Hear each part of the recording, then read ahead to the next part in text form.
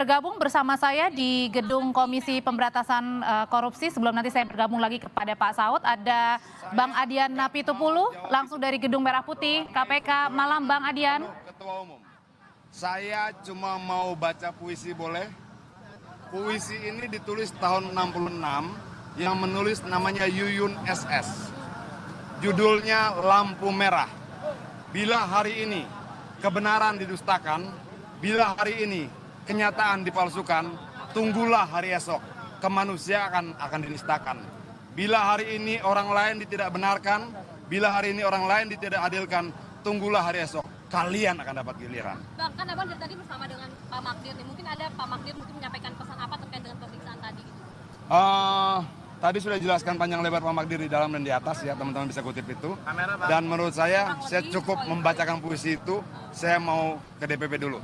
Merdeka. Merdeka. Thank you Bang. Terima kasih Bang.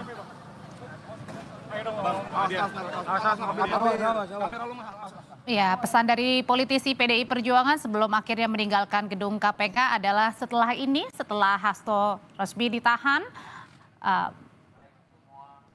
Adian Napitupulu bersama dengan kader PDI Perjuangan lainnya langsung menuju ke DPP PDI Perjuangan untuk berkoordinasi lebih lanjut apa tindakan yang akan dilakukan selanjutnya usai Sekjen PDIP Hasto Kristianto resmi ditahan oleh KPK. Saat ini saya kembali mengajak bergabung bersama dengan Pak Saud Situmorang. Pak Saud, kalau tadi menyambung pertanyaan saya sebelum jeda iklan nih Pak Saud, bahwa tadi pada saat sebelum diperiksa KPK pagi harinya Mas Hasto ini bilang,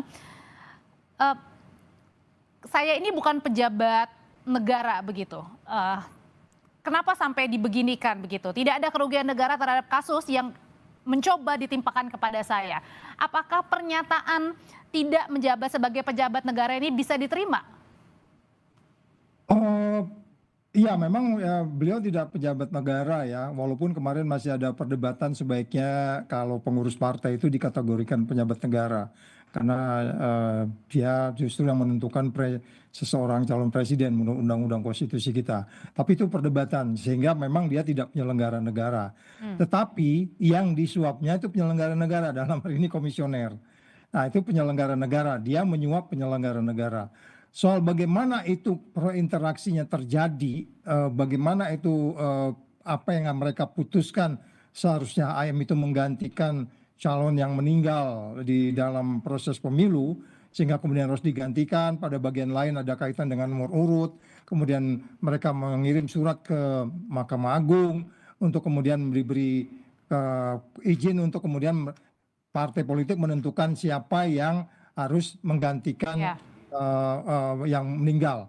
Nah ini kemudian itu berurut sehingga kemudian putusan itu tidak dijalankan, putusan MK itu tidak dijalankan, kan itu awal dari peristiwa pidananya. Dalam hal ini terasa lambat pergerakan yang dibuat oleh seorang anggota komisioner itu. Dan jelas komisioner KPU itu adalah ya itu penyelenggara negara. Jadi dalam hal ini dia bukan menerima tapi memberi. Kira-kira gitu Mbak. Oh oke. Nah kemudian juga pada saat tadi di konferensi pers Ketua KPK kan menyatakan ya beberapa alasan dari perintangan penyidikannya yang dilakukan oleh Sekjen PDIP.